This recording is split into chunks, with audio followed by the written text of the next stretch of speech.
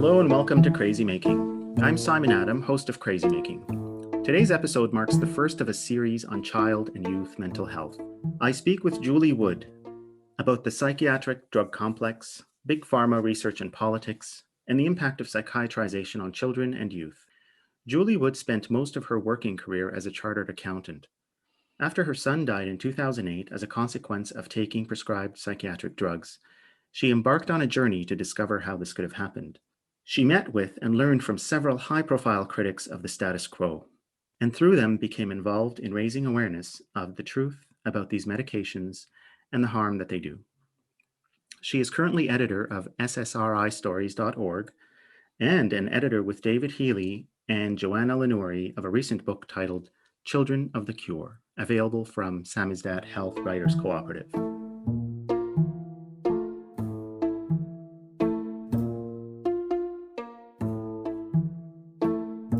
Julie, I know that our listeners can probably connect the dots here, but could you tell us in some detail what it was that brought you into mental health activism? Well, it was a long journey because when you lose a child, as any parent can imagine, you spend the first months totally paralyzed and in shock.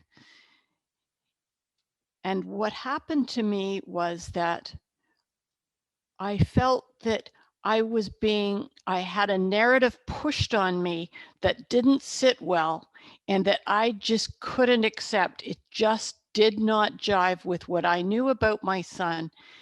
And so my husband and I got hold of the medical records relating to our son and started to read and started to question and started to think about what might really be going on because I didn't trust, frankly, what I was being told. And that's what led me to two really important people. One is David Healy, who we still work with. He has been a high profile critic of some of the medication types that my son was given, and he's spoken very frankly about the harms of those medications to some people. The other person I met, and this is where the activism comes in, was Dr. Bonnie Burstow. And I learned about her from an article in the newspaper. There had been a conference, I believe in 2010, called Psych Out.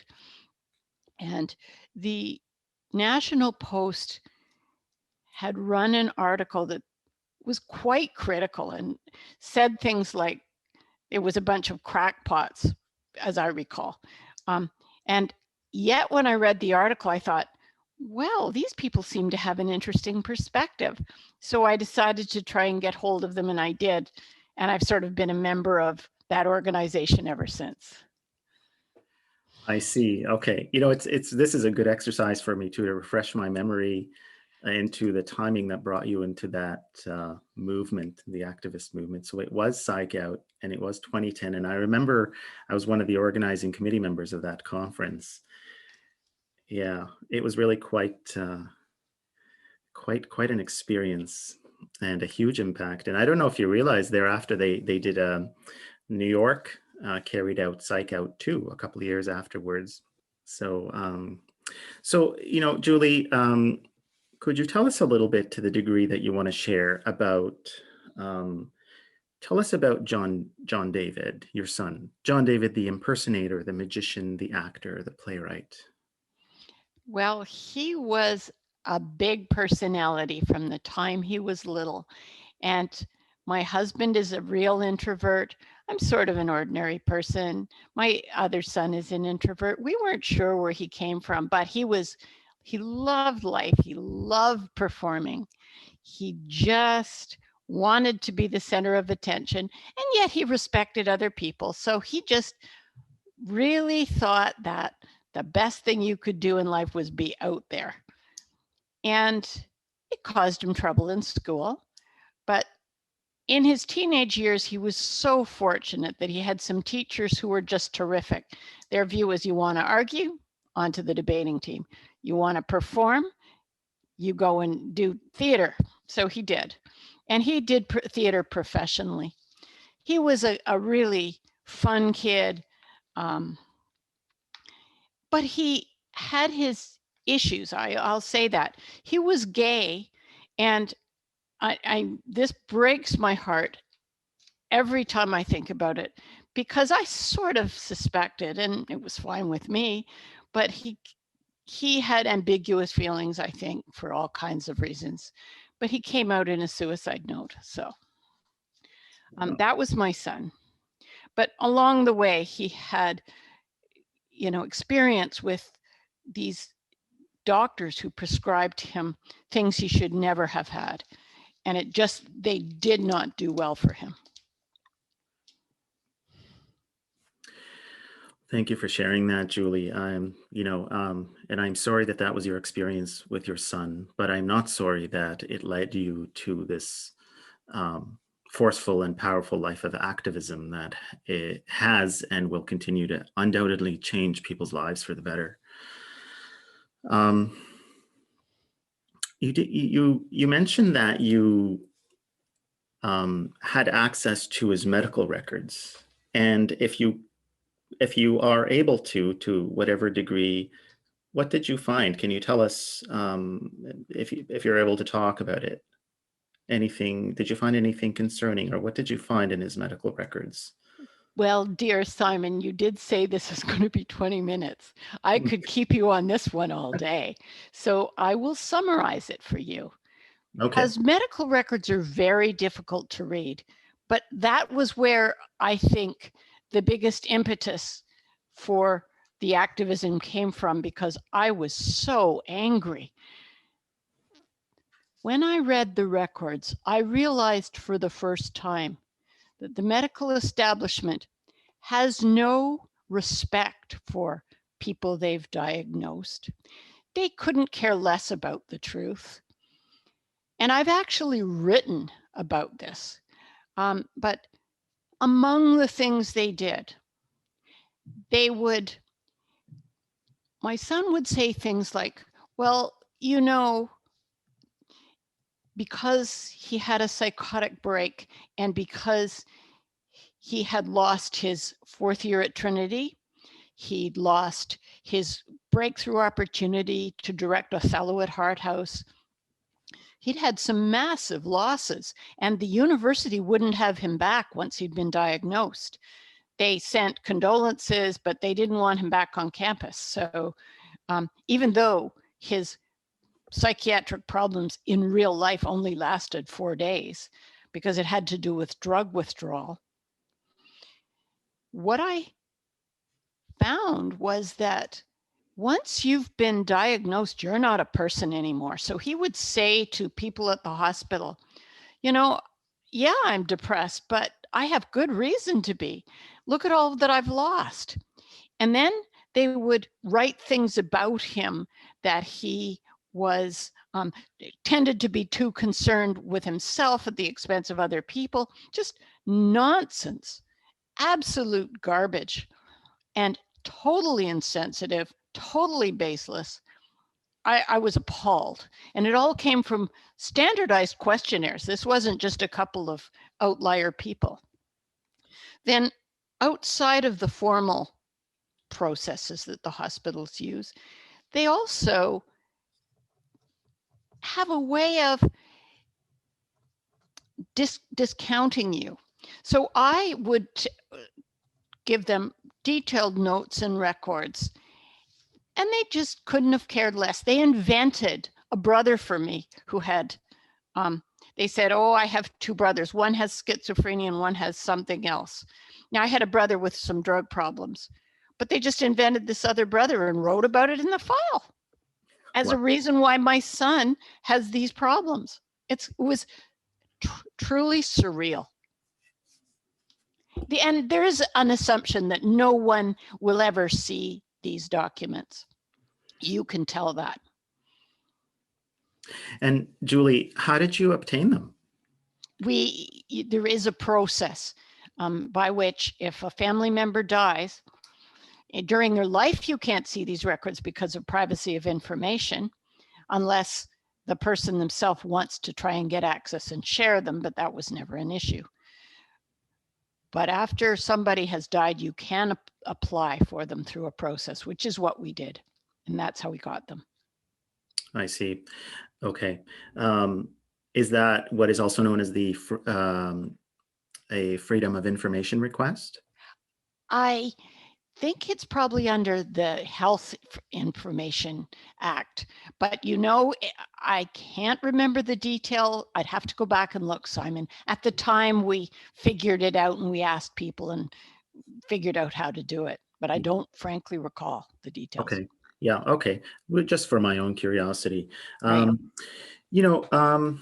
So Julie, I know that you're a pretty forceful activist who critiques big pharma and the over pharmaceuticalization of mental health, right? I mean, here's a new word. We just invented it. What is your biggest beef, your biggest bone to pick with big pharma in the context of psychiatric drugs? I think that I'd go even bigger than pharma, but here's what it is. You might agree or not agree, Simon, that in the modern age, in the times we're living now, that we live very much in a marketing world. And a lot of our values and our thoughts, our judgments and perceptions are shaped by marketing rather than the same forces that maybe shaped those same things 50 or 100 years ago. Pharma has taken advantage of that, and they use it for things like drugs that are not approved for uses in children. They've never been approved.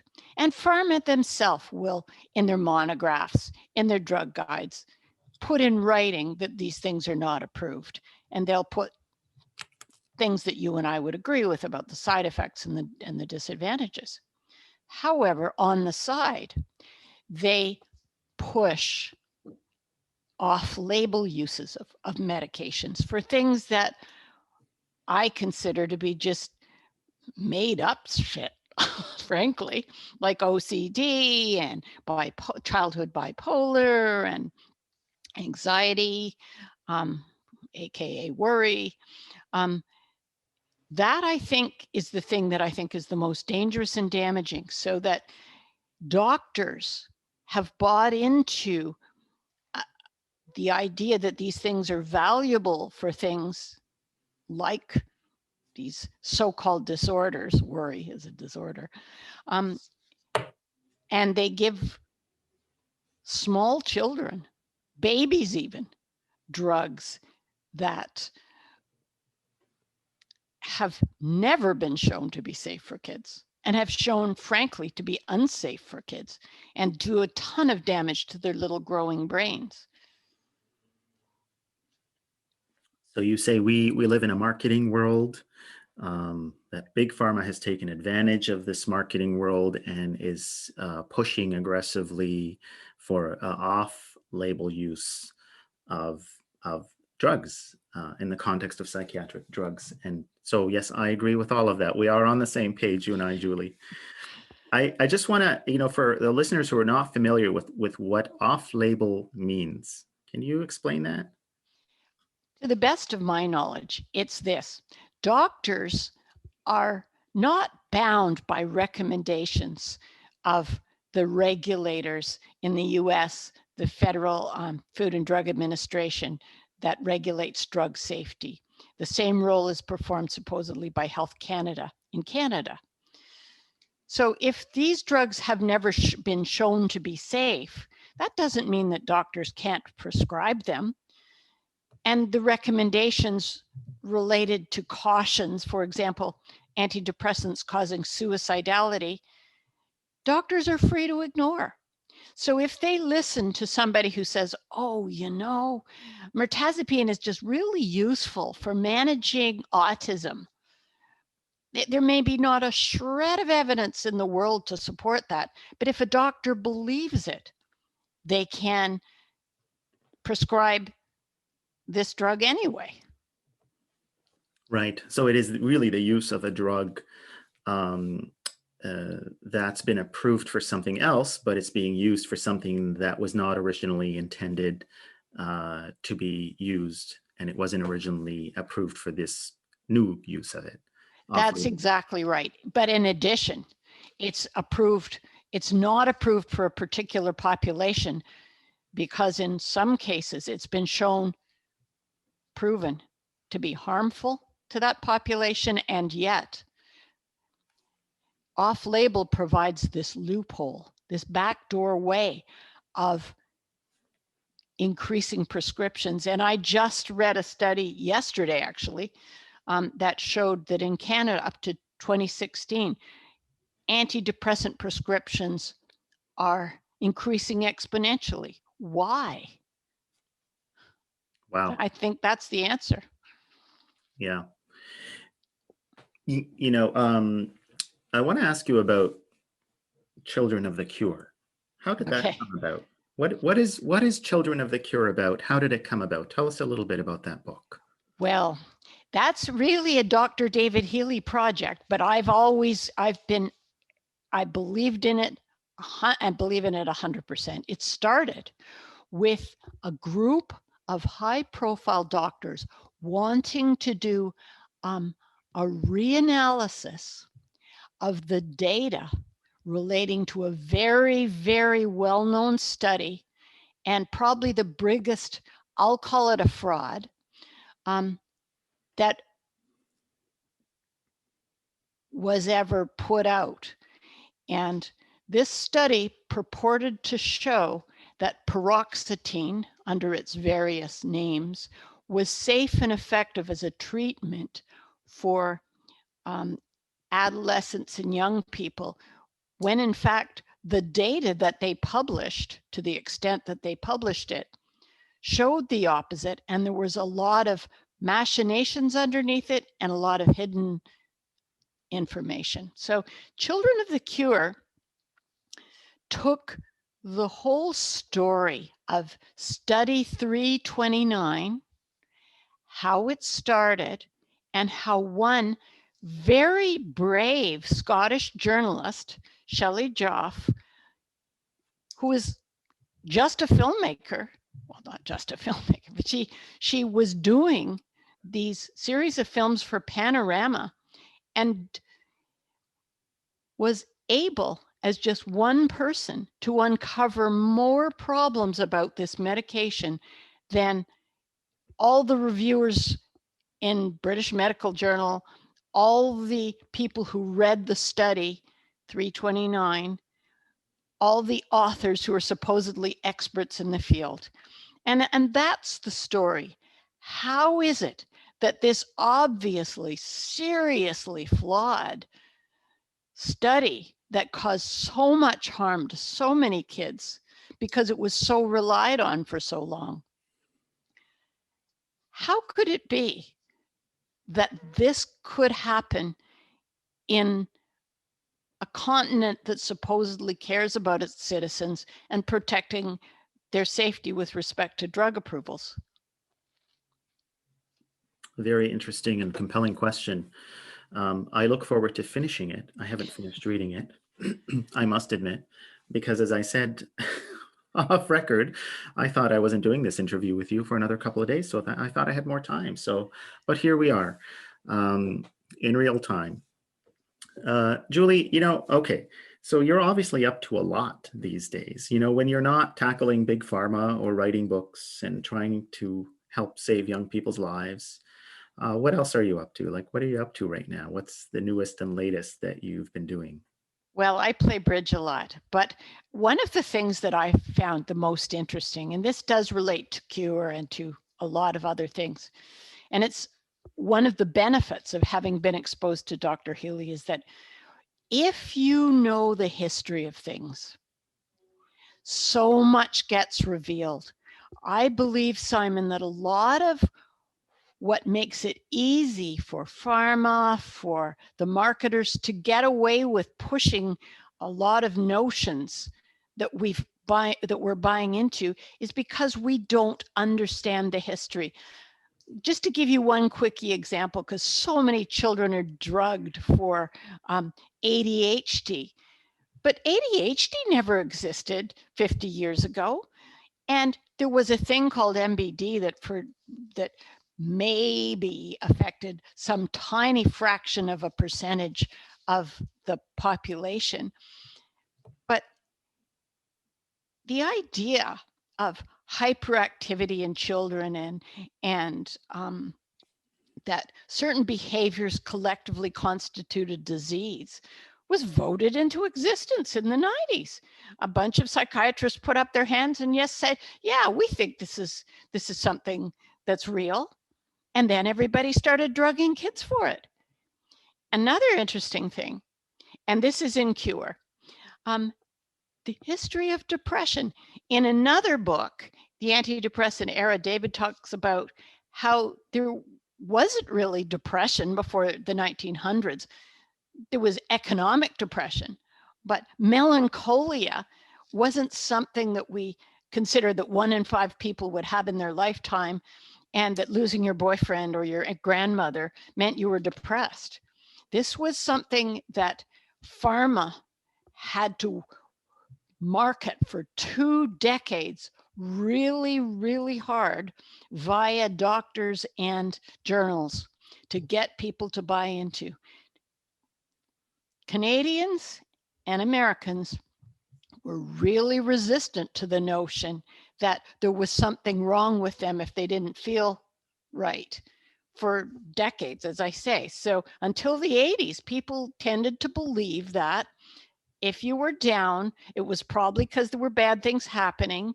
And if you just hung in there and talked to your friends and looked after your kids and got on with life, and that things would improve. And lo and behold, they did. But now we don't think like that anymore. We feel that if I feel crummy, I better get myself off to a doctor to get me a pill to get rid of it. So history is a big deal. And I think that there's so much history. Bonnie was another one. Bonnie Burstow from Moisey was a big believer that if you understand the origins of things, you'll see them in a new light.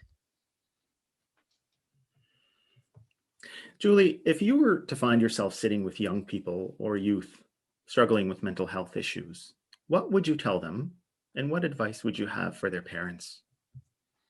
Okay. This is a really hard one, and I'd hope I was sitting with their parents too, because I feel strongly that we've shortchanged our young people because we've overprotected them in a certain way, even as we've destroyed their future economy. We've borrowed so much against it, and we've wrecked their environment that they're going to have to live in the rest of their lives. Somewhere along the way, we lost the idea that young people are resilient, that they are able to withstand failure, able to learn how to cope with the vicissitudes of life, that life is tough. It isn't fair. There are bad times. There are good times. Crummy things will happen. But people who are grounded, have friends, believe in themselves, are the best equipped to go forward. And I would tell people, if I had to just say one thing to them, believe in yourself.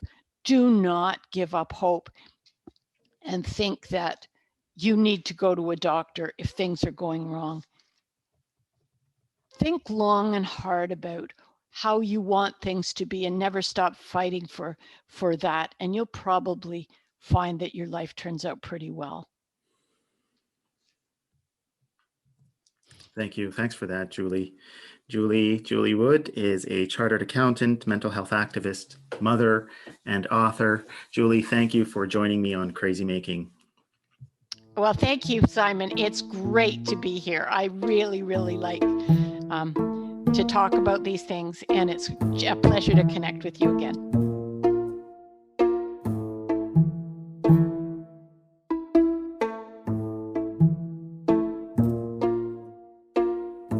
Subscribe and listen to us wherever you get your podcasts. Reach out to us by email at crazymaking@yorku.ca. That's crazymaking@yorku.ca. And follow us on Instagram at crazymakingpodcast. Thanks for listening.